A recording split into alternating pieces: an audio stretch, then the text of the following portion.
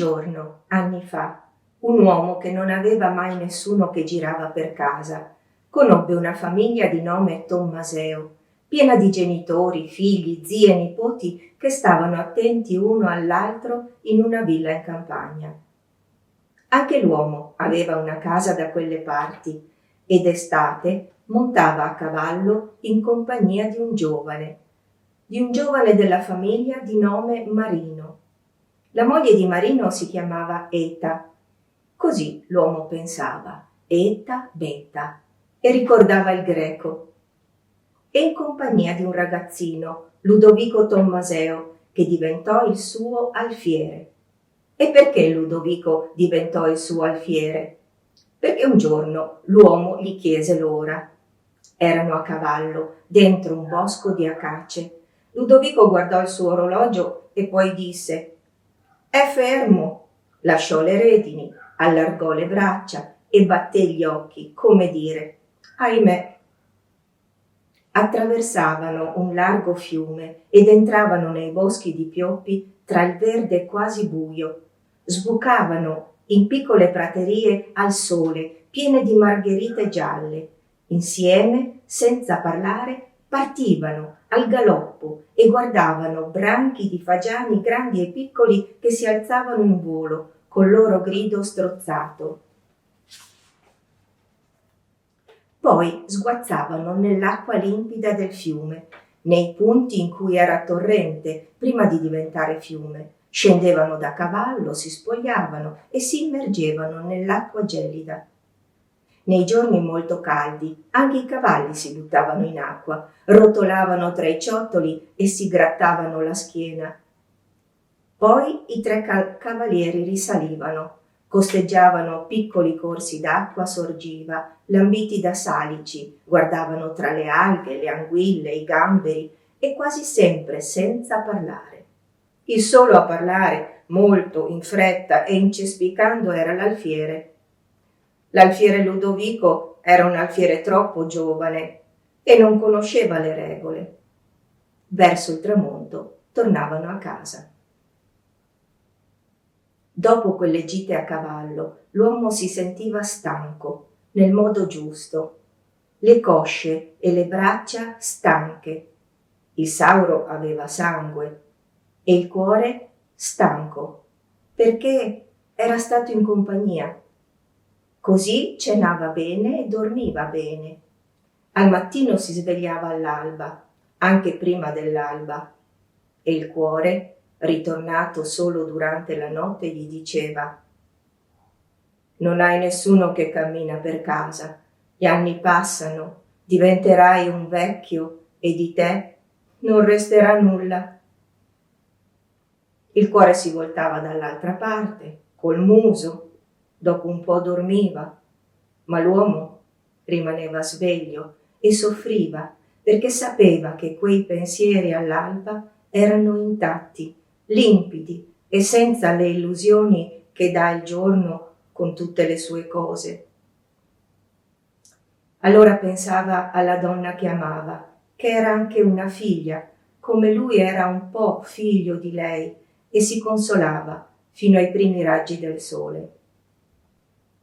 Se si svegliava prima, non era il cuore dormiglione a parlargli, ma due usignoli che duettavano, uno di qua, uno di là del torrente. I trilli degli usignoli, uno vicinissimo alla finestra, l'altro lontano nell'umidità ancora notturna dei boschi, erano anche quelli un rimprovero, anzi peggio, erano la più completa ignoranza e la disattenzione dei più forti e dei più felici. Così l'uomo, che invece essendo solo sapeva sempre tutto, si sentiva peggio di quando gli parlava il suo proprio cuore.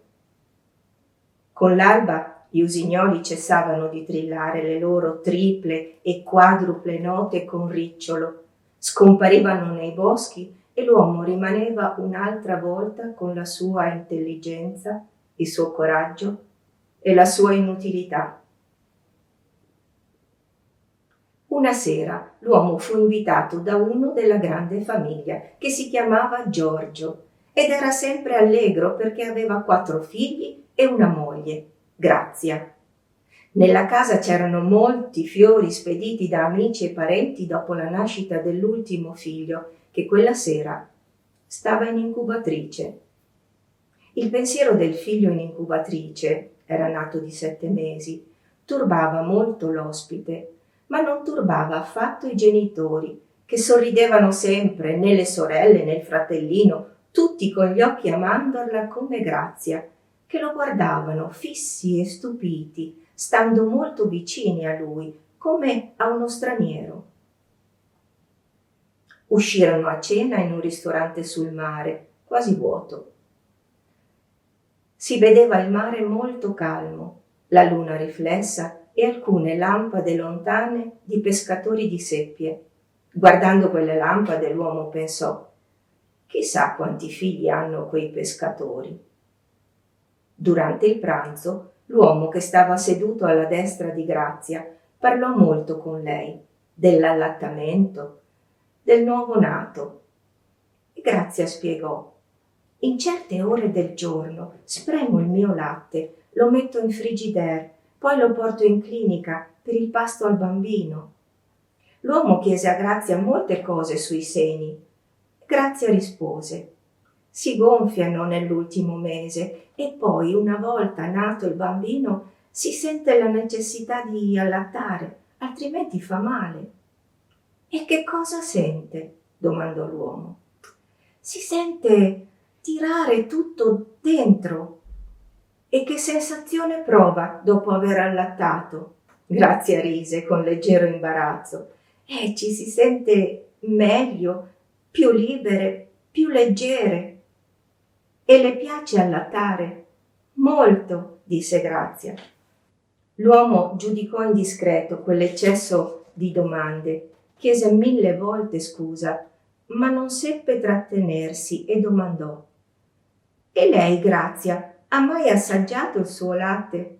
No, no, disse Grazia ridendo, e anche Giorgio, che non aveva mai assaggiato il latte di sua moglie, rise. A me piacerebbe molto assaggiare il latte umano, disse l'uomo, e il candore di questa frase stabilì tra le persone a tavola, ma soprattutto tra Giorgio, Grazia e lui, una intesa, tanto che Giorgio disse subito: vuole assaggiarlo? Mi piacerebbe, disse l'uomo che osava e non osava, e Giorgio disse: ora, quando saremo a casa, lo assaggerà. L'uomo guardò bene i 2 sposi amici che ridevano. Si rese conto di quanto fosse bella quella risposta e pensò: sono tutti e 2 calmi, allegri e con la forza di coloro che vivono in armonia con tutte le cose, senza saperlo, come i 2 usignoli che mi svegliano al mattino. Il pranzo finì. Tutti si trasferirono a casa di Grazia e Giorgio. L'uomo era ansioso. Grazia andò in camera a spremere il suo latte per il bambino e Giorgio arrivò con un cucchiaino d'argento che porse all'uomo. L'uomo lo sorbì con molta attenzione e con il cuore che batteva. Sentì prima il tepore e la densità del latte e poi, stando attentissimo, sentì il sapore che era di latte, di miele, di margherite piccole o erba e di persona umana. Poi il latte si sciolse in bocca e tutto scomparve, ma gli bastò per capire fino a che punto l'uomo era privilegiato fra tutti gli animali e qual è la sua fortuna di nascere, di allattare e di vivere. Passarono gli anni, durante i quali l'uomo rimase solo e senza che nessuno girasse per casa. Sempre più sentiva questo silenzio nei parquet. I parquet non sono fatti per essere silenziosi. Nelle stanze la notte Le stanze sono fatte per contenere respiri e sospiri notturni e anche rumori di roba che si rompe durante il giorno. A tavola non udiva quasi più il suono delle sue proprie posate e nessuno doveva essere educato a non battere il cucchiaio nel piatto, a non versare vino sulla tovaglia bianca, a non fare briciole, a non mangiare maleducato. L'uomo non si abituò mai a questo silenzio.